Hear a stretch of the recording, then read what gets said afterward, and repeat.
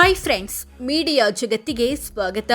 Friends, doctor G Parameshwar ಕಾಂಗ್ರೆಸ್ನ ನಿಷ್ಠಾವಂತ ರಾಜಕಾರಣಿ, ಪ್ರಮುಖ ದಲಿತ ನಾಯಕ. ಇಂಥ ಪರಮೇಶ್ವರ್ ಇಲ್ಲಿಯವರೆಗೆ ಬೆಳೆದು ಬಂದಿದ್ದು ಹೇಗೆ? ದಲಿತ ಅನ್ನೋ ಕಾರಣಕ್ಕೆ ಚಿಕ್ಕಂದಿನಲ್ಲಿ ಅನುಭವಿಸಿದ ಕಷ್ಟಗಳೇನು? ವಿದೇಶಕ್ಕೆ ಹೋಗಿ PhD ಮಾಡಿದವರು ಪಾಲಿಟಿಕ್ಸ್ಗೆ ಬಂದಿದ್ ಹೇಗೆ? ಎಲ್ಲವನ್ನ ಈ ವಿಡಿಯೋದಲ್ಲಿ ತೋರಿಸ್ತೀವಿ. ಇಂಟ್ರೆಸ್ಟಿಂಗ್ ಆಗಿರೋ ಈ ವಿಡಿಯೋವನ್ನ ಕೊನೆವರೆಗೂ ನೋಡಿ. ಅದಕ್ಕೂ ಮುನ್ನ ನೀವಿನ್ನು ನಮ್ಮ ಚಾನೆಲ್ಗೆ ಸಬ್ಸ್ಕ್ರೈಬ್ ಆಗಿಲ್ಲ ಅಂದ್ರೆ ಈಗ್ಲೇ ಸಬ್ಸ್ಕ್ರೈಬ್ ಆಗಿ. 1951 ಆಗಸ್ಟ್ 6ರಂದು ಜನನ. ಫ್ರೆಂಡ್ಸ್, ಜಿ ಪರಮೇಶ್ವರ್ ಅಥವಾ ಗಂಗಾಧರಯ್ಯ ಪರಮೇಶ್ವರ್ ಹುಟ್ಟಿದ್ದು 1951 ಆಗಸ್ಟ್ 6ನೇ ತಾರೀಕು. ದೇಶಕ್ಕೆ ಸ್ವಾತಂತ್ರ್ಯ ಸಿಕ್ಕ 4 ವರ್ಷ ಬಳಿಕ. ಅಂದಿನ ಮೈಸೂರು ರಾಜ್ಯ ತುಮಕೂರು ಜಿಲ್ಲೆಯ ಗೊಲ್ಲಹಳ್ಳಿ ಎಂಬಲ್ಲಿ.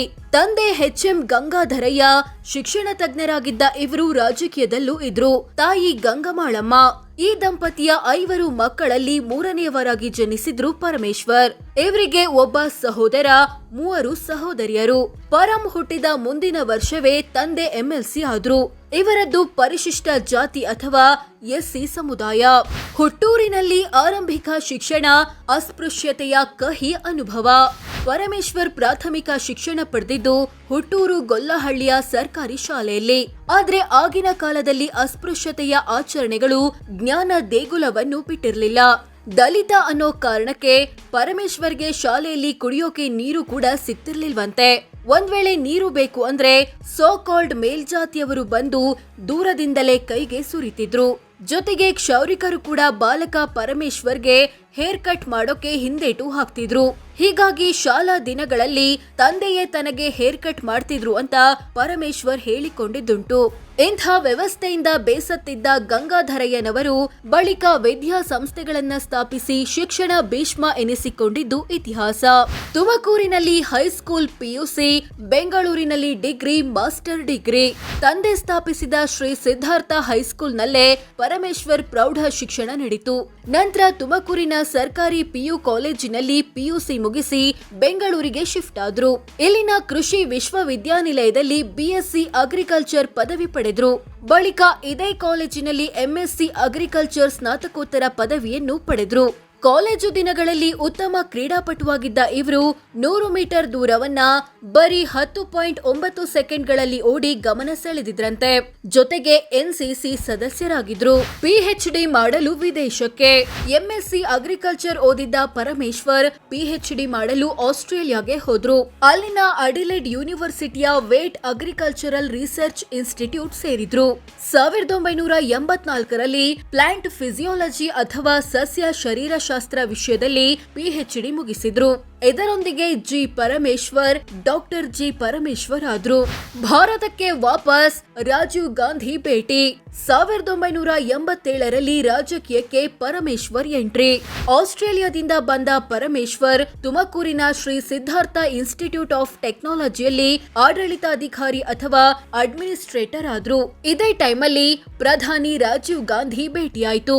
ಅವರು ಪರಮೇಶ್ವರನ್ನ ರಾಜಕೀಯಕ್ಕೆ ಬರುವಂತೆ ಆಹ್ವಾನಿಸಿದ್ರು. ಅದರಂತೆ 1987ರಲ್ಲಿ ಕಾಂಗ್ರೆಸ್ ಸದಸ್ಯರಾಗಿ ಪಾಲಿಟಿಕ್ಸ್ಗೆ ಎಂಟ್ರಿ ಕೊಟ್ರು. KPCCಯ ಜಂಟಿ ಕಾರ್ಯದರ್ಶಿಯೂ ಆದ್ರು. ನಂತರ 1988ರಲ್ಲಿ ತುಮಕೂರಿನಲ್ಲಿ ಶ್ರೀ ಸಿದ್ಧಾರ್ಥ ಮೆಡಿಕಲ್ ಕಾಲೇಜು ಮತ್ತು ಆಸ್ಪತ್ರೆ ಸ್ಥಾಪಿಸಲು ತಂದೆಗೆ ಸಹಾಯ ಮಾಡಿದ್ರು. 1989ರಲ್ಲಿ ಎಲೆಕ್ಷನ್ ಟಿಕೆಟ್ ಗೆದ್ದು MLA. 1993 ಮೊಯ್ಲಿ ಸರ್ಕಾರದಲ್ಲಿ ಮಿನಿಸ್ಟರ್. 1989ರಲ್ಲಿ ವಿಧಾನಸಭೆ ಚುನಾವಣೆ ನಡೆದಾಗ ಪರಮೇಶ್ವರ್ಗೆ ಮಧುಗಿರಿ SC ಕ್ಷೇತ್ರದ ಟಿಕೆಟ್ ಕೊಡ್ತು ಕಾಂಗ್ರೆಸ್. ಅದರಲ್ಲಿ ಭರ್ಜರಿ ಗೆಲುವು ಸಾಧಿಸಿ ಮೊದಲ ಬಾರಿ MLA ಆದ್ರು. ಆಗ ಪರಮೇಶ್ವರ್ಗೆ 38 ವರ್ಷ ವಯಸ್ಸು. ಕಾಂಗ್ರೆಸ್ ಕೂಡ ಗೆದ್ದು ಅಧಿಕಾರಕ್ಕೆ ಬಂತು. ಹೀಗಿದ್ರೂ ಆರಂಭದಲ್ಲೇ ಇವರಿಗೆ ಮಂತ್ರಿಗಿರಿ ಸಿಗ್ಲಿಲ್ಲ. ಬದಲಾಗಿ KPCC ಪ್ರಧಾನ ಕಾರ್ಯದರ್ಶಿ ಮಾಡಲಾಯಿತು. ನಂತರ 1993ರಲ್ಲಿ ವೀರಪ್ಪ ಮೊಯ್ಲಿ CM ಆದಾಗ ರೇಷ್ಮೆ ಕೃಷಿಯ ಜೂನಿಯರ್ ಮಿನಿಸ್ಟರ್ ಆದ್ರು. 1994 ಎರಡನೇ ಚುನಾವಣೆಯಲ್ಲಿ ಸೋಲು. 97ರಲ್ಲಿ ಸಿಕ್ಕಿತು KPCC ಉಪಾಧ್ಯಕ್ಷ ಪಟ್ಟ. ಮಂತ್ರಿಯಾಗಿದ್ದ ಪರಮೇಶ್ವರ್ 1994ರ ಚುನಾವಣೆಗೆ ಮತ್ತೊಮ್ಮೆ ಮಧುಗಿರಿ SC ಕ್ಷೇತ್ರದಿಂದ ಸ್ಪರ್ಧಿಸಿದ್ರು. ಆದ್ರೆ ಸಣ್ಣ ಅಂತರದಲ್ಲಿ ಸೋಲಬೇಕಾಯಿತು. ಸೋತರೂ ಇವರ ಕೈ ಬಿಡ್ಲಿಲ್ಲ ಕಾಂಗ್ರೆಸ್. 1997ರಲ್ಲಿ ಕೆಪಿಸಿಸಿ ಉಪಾಧ್ಯಕ್ಷರನ್ನಾಗಿ ನೇಮಕ ಮಾಡಿತು. 1999ರಲ್ಲಿ ಜಯಭೇರಿ ಮತ್ತೆ ಮಿನಿಸ್ಟರ್. 1999ರಲ್ಲಿ ಮತ್ತೊಮ್ಮೆ ಮಧುಗಿರಿ ಎಸ್ಸಿ ಕ್ಷೇತ್ರದಿಂದ ಕಣಕ್ಕಿಳಿದ ಪರಮೇಶ್ವರ್ ಭರ್ಜರಿ ಗೆಲುವು ಸಾಧಿಸಿ 2ನೇ ಬಾರಿ ಎಂಎಲ್ಎ ಆದ್ರು. ಕಾಂಗ್ರೆಸ್ ಗೆದ್ದು ಎಸ್ಎಂ ಕೃಷ್ಣ ಸಿಎಂ ಆದ್ರು. ಅವರ ಸರ್ಕಾರದಲ್ಲಿ ಮೊದಲಿಗೆ ಉನ್ನತ ಶಿಕ್ಷಣ ಹಾಗೂ ವಿಜ್ಞಾನ ಮತ್ತು ತಂತ್ರಜ್ಞಾನ ಖಾತೆಯ ಜೂನಿಯರ್ ಮಿನಿಸ್ಟರ್ ಆದ್ರು. 2001ರಲ್ಲಿ ಉನ್ನತ ಶಿಕ್ಷಣದ ಬದಲು ವೈದ್ಯಕೀಯ ಶಿಕ್ಷಣ ಖಾತೆ ಸಿಕ್ತು. 2002ರಲ್ಲಿ ಇವರನ್ನ ಕ್ಯಾಬಿನೆಟ್ ದರ್ಜೆಗೆ ಪ್ರಮೋಟ್ ಮಾಡಿದ್ರು ಸಿಎಂ ಕೃಷ್ಣ.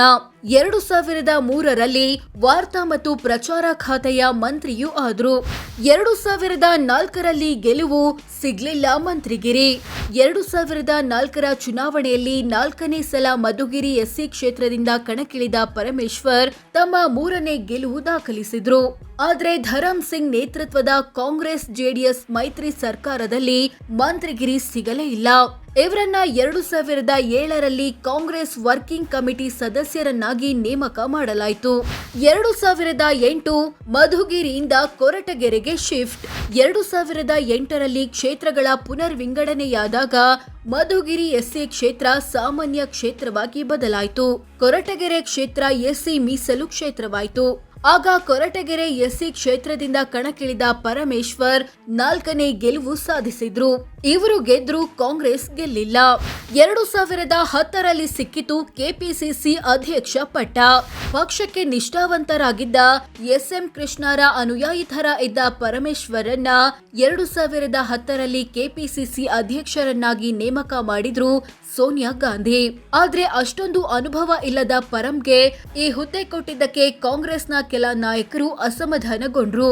ಹೀಗಿದ್ರು ಕಾಂಗ್ರೆಸ್ ನಡಿಗೆ ಜನರ ಬಳಿಗೆ ಸೇರಿದಂತೆ ವಿವಿಧ ಕಾರ್ಯಕ್ರಮಗಳ ಮೂಲಕ ಪಕ್ಷ ಸಂಘಟಿಸಿದ್ರು. ಇದರ ಪರಿಣಾಮ 2013ರಲ್ಲಿ ಕಾಂಗ್ರೆಸ್ ಏನಾದ್ರೂ ಗೆದ್ರೆ ಪರಮೇಶ್ವರೇ ಸಿಎಂ ಆಗ್ಬೋದು ಅನ್ನೋ ಮಾತು ಕೇಳಿಬಂತು. 2013ರಲ್ಲಿ ಸೋಲು, ಸಿಎಂ ಕನಸು ಭಗ್ನ. 2013ರ ಚುನಾವಣೆಗೆ ಕೊರಟಗೆರೆ ಎಸ್ಸಿ ಕ್ಷೇತ್ರದಿಂದ ಮತ್ತೊಮ್ಮೆ ಕಣಕ್ಕಿಳಿದ ಪರಂ ಜೆಡಿಎಸ್ನ ಸುಧಾಕರ್ ಲಾಲ್ ಎಂಬುವರ ವಿರುದ್ಧ ಬರೋಬ್ಬರಿ 18,000 ಓಟ್ಗಳಿಂದ ಸೋತೋದ್ರು. ಇದರೊಂದಿಗೆ ಸಿಎಂ ಆಗೋ ಕನಸು ಕೂಡ ನುಚ್ಚುನೂರಾಯಿತು. ಪರಮೇಶ್ವರ್ ಸೋಲಿನ ಹಿಂದೆ ಸಿದ್ದರಾಮಯ್ಯ ಕೈವಾಡದ ಆರೋಪ ಕೇಳಿಬಂತು. ಸಿಎಂ ಸ್ಥಾನ ಕೂಡ ಸಿದ್ದರಾಮಯ್ಯ ಪಾಲಾಯಿತು. 2013ರಲ್ಲೇನಾದ್ರೂ ಪರಮೇಶ್ವರ್ ಗೆದ್ದಿದ್ರೆ ರಾಜ್ಯ ರಾಜಕೀಯದ ಚಿತ್ರಣವೇ ಬೇರೆ ಇರ್ತಿತ್ತು. ಬಹುಶಃ ಸಿದ್ದರಾಮಯ್ಯ ಸಿಎಂ ಆಗ್ತಿರ್ಲಿಲ್ವೇನೋ. 2014ರಲ್ಲಿ ಎಂಎಲ್ಸಿ, 2015ರಲ್ಲಿ ಗೃಹ ಸಚಿವ. ವಿಧಾನಸಭೆ ಎಲೆಕ್ಷನ್ ಸೋತಿದ್ದ ಪರಮೇಶ್ವರನ್ನ 2014ರಲ್ಲಿ ವಿಧಾನ ಪರಿಷತ್ಗೆ ಕಳಿಸಿ ಎಂಎಲ್ಸಿ ಮಾಡ್ತು ಕಾಂಗ್ರೆಸ್. ಇದರ ಬೆನ್ನಲ್ಲೇ ಡಿಸಿಎಂ ಹುದ್ದೆ ಮೇಲೆ ಪರಂ ಕಣ್ಣಿಟ್ರು. ಆದ್ರೆ ಡಿಸಿಎಂ ಹುದ್ದೆ ಸೃಷ್ಟಿಸಲು ಸಿಎಂ ಸಿದ್ದರಾಮಯ್ಯ ಒಪ್ಲಿಲ್ಲ ಎನ್ನಲಾಗುತ್ತೆ. ಕೊನೆಗೆ 2015ರಲ್ಲಿ ಪರಮೇಶ್ವರನ್ನ ಹೋಮ್ ಮಿನಿಸ್ಟರ್ ಮಾಡಲಾಯಿತು. ಇದರ ಜೊತೆಗೆ ಕೆಪಿಸಿಸಿ ಅಧ್ಯಕ್ಷರಾಗಿಯೂ ಮುಂದುವರೆದ್ರು. 2017 ಸಚಿವ ಸ್ಥಾನಕ್ಕೆ ಪರಂ ರಾಜೀನಾಮೆ. ಪರಮೇಶ್ವರ್ ಗೃಹ ಸಚಿವರಾಗಿ 1.5 ವರ್ಷವಾಗಿತ್ತು. ಅಷ್ಟರಲ್ಲೇ ಅಂದ್ರೆ 2017ರಲ್ಲಿ ಸಚಿವ ಸ್ಥಾನಕ್ಕೆ ರಾಜೀನಾಮೆ ನೀಡುವಂತೆ ಹೈಕಮಾಂಡ್ನಿಂದ ಸೂಚನೆ ಬಂತು. ಅದರಂತೆ ರಾಜೀನಾಮೆ ಕೊಟ್ರು. ಇದರ ಉದ್ದೇಶ ಕೆಪಿಸಿಸಿ ಅಧ್ಯಕ್ಷರಾಗಿದ್ದ ಪರಮೇಶ್ವರ್ ಅದರ ಕಡೆ ಹೆಚ್ಚು ಗಮನ ಹರಿಸಲಿ, 2018ರ ಚುನಾವಣೆಗೆ ಪಕ್ಷ ಸಂಘಟಿಸಲಿ ಅನ್ನೋದಾಗಿತ್ತು.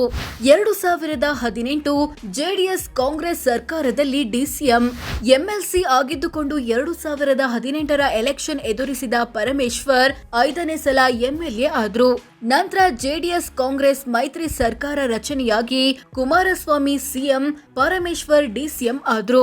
ರಾಜ್ಯದ ಮೊದಲ ದಲಿತ ಉಪಮುಖ್ಯಮಂತ್ರಿ ಎಂಬ ದಾಖಲೆ ಬರೆದ್ರು. ಸರ್ಕಾರದಲ್ಲಿ ಗೃಹ ಖಾತೆ, ಬೆಂಗಳೂರು ನಗರಾಭಿವೃದ್ಧಿ, ಯುವ ಸಬಲೀಕರಣ ಮತ್ತು ಕ್ರೀಡಾ ಖಾತೆಗಳ ಜವಾಬ್ದಾರಿ ಸಿಕ್ತು. ಇದರ ಬೆನ್ನಲ್ಲೇ ಕೆಪಿಸಿಸಿ ಅಧ್ಯಕ್ಷ ಸ್ಥಾನಕ್ಕೆ ರಾಜೀನಾಮೆ ಕೊಟ್ರು. ಈ ಮೂಲಕ 2010ರಿಂದ 2018ರವರೆಗೆ ಬರೋಬ್ಬರಿ 8 ವರ್ಷ ಕೆಪಿಸಿಸಿ ಅಧ್ಯಕ್ಷರಾದ ದಾಖಲೆಯು ಇವರ ಹೆಸರಿಗಾಯಿತು. 2019ರಲ್ಲಿ ಮೈತ್ರಿ ಸರ್ಕಾರ ಬಿದ್ದೋಯ್ತು. 2023ರಲ್ಲಿ 6ನೇ ಗೆಲುವು, ಮತ್ತೆ ಸಿಹಿ ಕಹಿ. 2023ರಲ್ಲಿ ಕೊರಟಗೆರೆ ಕ್ಷೇತ್ರದಿಂದ ಮತ್ತೊಮ್ಮೆ ಕಣಕ್ಕಿಳಿದ ಪರಮೇಶ್ವರ್ 6ನೇ ಸಲ ಎಂಎಲ್ಎ ಆದ್ರು. ಕಾಂಗ್ರೆಸ್ ಪ್ರಚಂಡ ಬಹುಮತ ಪಡೆದು ಅಧಿಕಾರಕ್ಕೆ ಬಂತು. ಸಿಎಂ ಡಿಸಿಎಂ ರೇಸ್ನಲ್ಲಿ ಪರಮೇಶ್ವರ್ ಕೂಡ ಇದ್ರು. ಆದ್ರೆ ಸಿಎಂ ಸ್ಥಾನ ಸಿದ್ದರಾಮಯ್ಯ ಪಾಲಾದ್ರೆ ಡಿಸಿಎಂ ಸ್ಥಾನ ಡಿಕೆಶಿ ಪಾಲಾಯ್ತು. ಪರಂಗೆ ಮತ್ತೊಮ್ಮೆ ನಿರಾಸೆಯಾಯಿತು. ಮತ್ತೆ ಗೃಹ ಖಾತೆ ಕೊಟ್ಟು ಸಮಾಧಾನ ಪಡಿಸಲಾಯಿತು. ಪರಮೇಶ್ವರ್ ಪತ್ನಿ ಯಾರು, ಆಸ್ತಿ ಎಷ್ಟು? ಫ್ರೆಂಡ್ಸ್, ಡಾಕ್ಟರ್ ಜಿ ಪರಮೇಶ್ವರ್ ಪತ್ನಿ ಹೆಸರು ಕನ್ನಿಕಾ ಪರಮೇಶ್ವರಿ. ಇವರಿಬ್ಬರ ಬಳಿ 21 ಕೋಟಿ ಮೌಲ್ಯದ ಆಸ್ತಿಪಾಸ್ತಿ ಇರೋದಾಗಿ 2023ರಲ್ಲಿ ಪರಮೇಶ್ವರ್ ಘೋಷಿಸಿಕೊಂಡಿದ್ದಾರೆ. ಸೋ ಫ್ರೆಂಡ್ಸ್, ಇದಿಷ್ಟು ಡಾಕ್ಟರ್ ಜಿ ಪರಮೇಶ್ವರ್ ಇಲ್ಲಿಯವರೆಗೆ ಬೆಳೆದು ಬಂದಿದ್ದು ಹೇಗೆ, ಇವರ ಜೀವನದ ಹಾದಿ ಹೇಗಿದೆ ಅನ್ನೋದನ್ನ ತಿಳಿಸಿಕೊಡೋ ಪ್ರಯತ್ನ. ಇವರ ಬಗ್ಗೆ ನಿಮ್ಗೆ ಏನನ್ಸುತ್ತೆ ಕಾಮೆಂಟ್ ಮಾಡಿ ತಿಳಿಸಿ. ಹಾಗೆ ವಿಡಿಯೋ ಇಷ್ಟ ಆಗಿದ್ರೆ ಲೈಕ್ ಮಾಡಿ, ಶೇರ್ ಮಾಡಿ, ನಮ್ಮ ಚಾನೆಲ್ಗೆ ಸಬ್ಸ್ಕ್ರೈಬ್ ಆಗಿ. ಧನ್ಯವಾದ.